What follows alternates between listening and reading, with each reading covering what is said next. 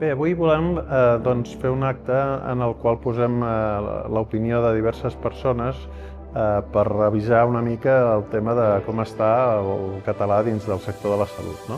I per això hem buscat persones que per la seva trajectòria ens puguin ajudar una mica a avançar i a posar un marc per fer un pas endavant. El juny de 2024 el Servei Català de la Salut va signar un document que és per promoure els drets lingüístics dels pacients en el sistema sanitari públic de Catalunya. L'Hospital Trueta vam començar a implementar accions d'aquest pla a partir del juny de 2025, en què rebem unes instruccions per elaborar el pla lingüístic i a partir d'aquí comencem a elaborar unes accions. Des de Salut pel Català el que demanaríem és que hi hagués una ofensiva de xoc i mantinguda perquè hi hagi una aliança entre tothom perquè el sistema sanitari sigui un revulsiu molt important per esdevenir que el català esdevingui la llengua vehicular del sistema sanitari.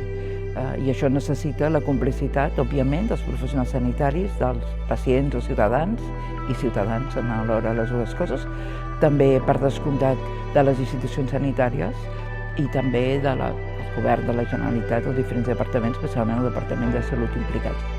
El 90% de la gent que ha anat atès sempre ha estat en català, alguna vegada ha estat en castellà. Alguna vegada han continuat parlant en castellà i jo en català i alguna vegada han dit que no mantenien i totes aquestes coses.